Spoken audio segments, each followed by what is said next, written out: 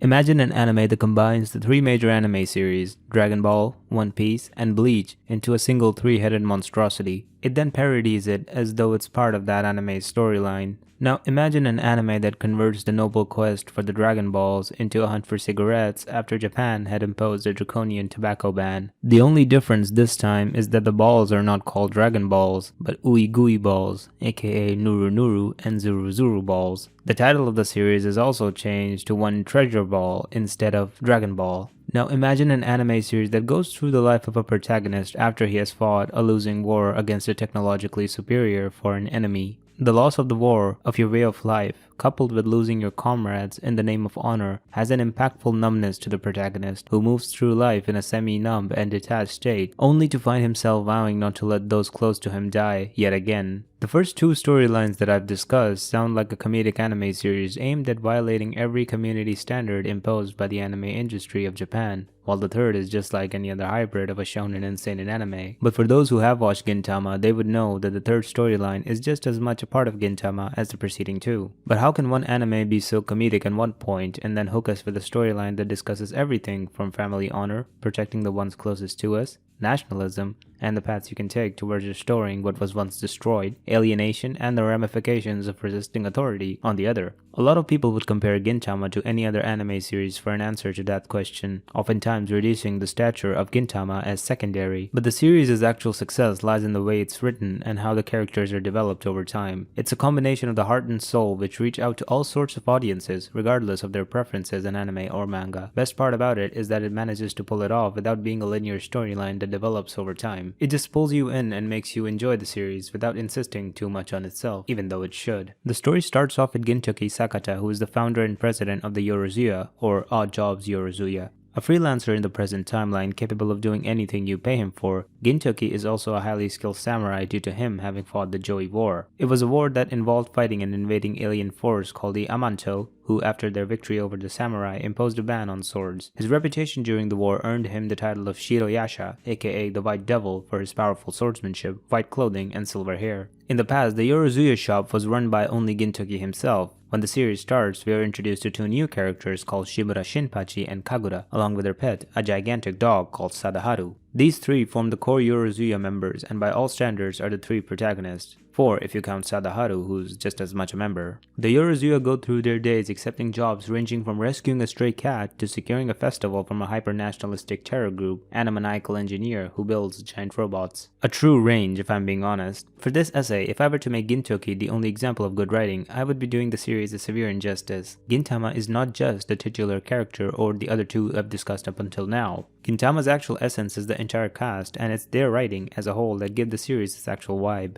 Let's see how much the author Hideaki Sorachi has managed to beef up every character beside Gintoki, and how each of these characters are more or less interwoven with each other. Let's start. Shimura Shinpachi is the second member to join the Yorozuya, a young samurai impressed by Gintoki's swordsmanship and samurai-esque mannerisms in an age where the samurai have gone extinct. Shinpachi decides to join up with Gintoki. Now he has two motives to do so, one to become a good samurai and protect his sister, and the second to support his sister Tai Shimura, who works at a hostess bar. Both want to make ends meet for the sole reason of taking care of their father's worn-out dojo, which has seen his better days but is now being pursued by loan sharks as security payment since their father wasn't able to pay before his death. Kagura is the third person to enter into the Yorozuya. She's an interesting case to enter Odd Jobs since she's not a human being but an Amanto. More specifically, she's a descendant of the Yato clan, a race of humanoids known for their incredible strength and their weakness to direct sunlight, which can even lead to their deaths. Her past consists of seeing her mother succumb to an unknown illness. With her father and brother not around due to them doing their own bounty hunting, she moves to Earth to start a new life. Testament to Kagura's strength lies in Sadaharu, who's actually Sadaharu number 29, an Inugami god beast who's able to match the strength of Kagura herself. The previous 28 all died because of an inability to do that. Terada Ayano, aka Otose-san, is the owner of the snack bar above which Gintoki's Yorozuya headquarters is located. Mostly angry at Gintoki for not paying the rent, she has a soft spot for him, and their relationship is mostly that of a mother and a wayward son. She had found Gintoki hidden behind her husband's grave and gave him food.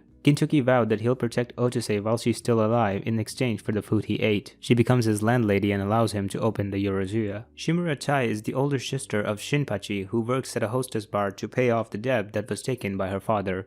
An insanely strong and independent woman, she thinks she's a good cook, but in reality makes up burnt dark matter. She's consistently seen policing either Shinpachi or Gintoki for their mistakes. Kondo Isao is the founder and commander of the Shinsengumi, a historically named government police force. While Kondo is a good leader to his men, he is often seen crushing and stalking after Shinpachi's sister, Otai. Kondo's past sees him go through many hardships and building relationships with members of his dojo. The individuals he met would later form the Shinsengumi. Hijikata Toshiro, aka the demonic wise commander, is a skilled samurai who's the brains of the Shinsengumi. Born an illegitimate son, Hijikata went through a troubling past filled with rage until he met Kondo Isao, who took him under his wing. The sadist of the Shinsengumi, Okita Sogo is the third main character in the police force. Raised by his now deceased sister Okita Mitsuba since a baby, Okita Sogo entered the samurai profession at a young age. While distant at first, Sogo grows an attachment to Kondo Isao, who in turn helps him navigate through the world, becoming essentially a father figure to Sogo. All the characters I've mentioned up until now are characters that have somewhat of a history with our protagonist. Not too much, not too little. However, the real interactions of Gintoki came with the latter group, the three commanders of the Joey Four who fought alongside Gintoki. The leader of the moderate nationalist reformation faction, Katsura Kotaro, is one of the most skilled samurai, almost as strong as Gintoki himself. A dumb man from the outset, Katsura is rendered a fugitive and a wanted man by the government for his nationalist ideas and his art of escaping every time they manage to capture him. A childhood prodigy, Katsura fought alongside Gintoki in the Amanto War. Unlike Gintoki though, Katsura didn't reconcile his past with his future, campaigning for the revival of the original shogunate and the unbanning of swords, though in a moderate fashion. He also likes to rap a lot. The leader of the Kiheitai, the extremist nationalist faction hell-bent in destroying the world, Takasugi Shinsuke represents the exact opposite of what Gintoki is. Having fought the war together as brothers, but seeing Gintoki take a different path towards healing his wounds of war, Takasugi is visibly irritated. He holds a grudge with the shogunate and would go at any length to destroy the current order. Both Gintoki and Katsura have often teamed up to stop him and his group of fanatics. The happy-go-lucky guy, Sakamoto Tatsuma, is a different breed of a man altogether. Owning a huge trading fleet named the Kientai and being labeled as a natural idiot, Sakamoto nonetheless fought in the Joy War alongside Gintoki. In terms of reconciliation with the past, Sakamoto seems to have forgotten about it. An inside joke, but it seems the author often forgets about him too. These just touch the surface of the characters that make Gintama what it is. You also have Kagura's insanely strong brother, Kamui, a couple of strong but quirky ninjas, Sarutobi and Zenzo, a fat alien prince, and everyone's favorite, Madao. The last guy is someone whose philosophy deserves a whole different video altogether. Now, if you've been hearing me speak about these characters, you would notice a theme. While Gintama may be the funniest anime out there, the characters themselves each have backstories that are far from hilarious. But here's where Gintama introduces quirks. A character's quirks is something that's exclusive to the character itself, and it's what gives them a touch of uniqueness and humor. Of course, that's a natural thing to have in most anime series. In Naruto, you have Naruto's fondness for ramen and his iconic Dattebayo. In One Piece, you have Zoro's distorted sense of directions, and so on. In the Gintama series, like most other anime, it adds humor to the character. But what differentiates Gintama's quirks from the rest is the fact that Gintama takes them to the extreme. You have Gintoki, who has an undying fondness for sweets and strawberry parfaits. He's also a compulsive gambler, losing money at horse races and pachinko. So much for Bushido. Shimura Shinpachi is an otaku with a near-religious infatuation with an idol named Terakado Tsu, and has created a protection cult for her. Kagura loves vinegared kelp, aka skonbu, and she has a love for food that leaves the Yorozuya in a situation where they see Kagura having consumed all the given rations. Shimura Tai doesn't know how to cook, but is still a cook.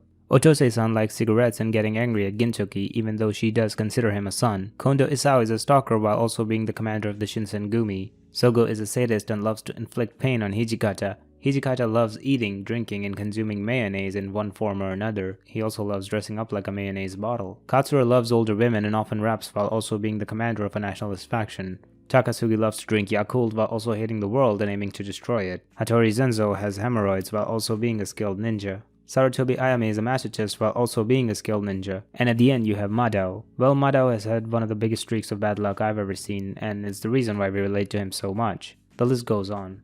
A major question that I pose in this essay is what if these characters' comedic quirks mix up with their not so comedic storylines? Well, then you have a recipe for a series that's filled with tragedy, humor, action, mystery, and hype, and all of that too with a certain balance. It doesn't give preference to one over another and continues its humorous insanity while giving us story arcs and character development that we all remember to this very day. For this essay, I have both a micro and macro perspective for which I may back up this claim. Let's analyze the macro perspective first off. From the story arc perspective, Gintama maintains that balance really well. I use the term relatively because upon analyzing the almost 191 episodes in the Wikia entry, I realized that the serious story arcs of Gintama take up a lesser percentage than the comedic ones. But my objective counter to that number is that while the percentage may be small, the serious arcs have a quality that make it all the more interesting to watch. Moreover, those arcs are spread in between the comedic ones, thus creating an almost ideal balance if you don't look at the numbers but rather analyze the quality and emotions. Emotions, that's the key word here, which brings me to the micro-level perspective. From the death of Okita Sogo's sister to Hasegawa Taizo's fall from grace and entrance into homelessness, there are so many scenes that make you appreciate Gintama for all that it is. As we've already cleared up, Gintama has a lot more comedic story arcs than the serious ones, but those genres are not siloed from one another. Let's look at the Shinsengumi Crisis arc from episode 101 to 105 for good measure. Within the arc, you have the Shinsengumi relatively weakened when Hijikata gets a cursed sword that reduces his fighting spirit and turns him into an otaku. At the same time, the author introduces a new character, Ito Komataro, who has a position of advisor to the Shinsengumi. Fully embodying the otaku lifestyle but realizing Ito is up to no good, he asks Gintoki for support. Meanwhile, Ito shows his true colors. Ito convinces Kondo to hitch a train ride where he plans to kill him. Kondo willingly goes but is saved by Okita Sogo, who arrives at the scene with an insane bloodlust to anyone who dares harm his commander. Hijikata also arrives at the scene, followed by Gintoki, Kagura, and Shinpachi. Free from the otaku curse, Hijikata battles Ito Komataro while Gintoki fights off Kawakami Bansai. Then begins the real ride of emotions. When Ito is nearly defeated and is ready to fall to his death, that's when Hijikata, along with the rest, come to save him, to give him a proper death like a true samurai. We also get to see highlights of Ito's past, where he was ignored by the world for being too strong of a samurai. At the end of the day though, the only ones who accepted him for who he was were the ragtag band of Ronin, who would later become the Shinsengumi. It seemed that along the way, Ito lost track of what was important and continued on with his detachment, but Kondo and his men were always there. They later gave him a proper duel with Hijikata. We see him fall to his death like a true samurai. The thing with this particular arc is that it maintains the balance between comedy and emotions perfectly. Yes, I used the word perfectly this time because the otaku persona of a contemporarily serious Hijikata is funny to watch till the time he gets free from the curse. However, when the characters' fight scene and Ito's backstory come along, things take a different turn altogether. It's a recurring theme that you see in Gintama arcs over and over again. Oftentimes, the funnier arcs would end in an emotional reverie that you didn't expect. A truly silver soul. So yes, while Gintama may not seem to mix up its comedic and serious nature from the broader perspective, it surely does so at the micro level within each storyline. Now, with all of what I've discussed till now, it might seem as though I'm demonizing Gintama's comedic timing. I am not. In fact, in the next video I'll be explaining why Gintama's comedy is far above any of the comedy in most of the anime that I've seen. So if you like this analysis and want to support this channel, consider liking and subscribing. Thank you so much for watching.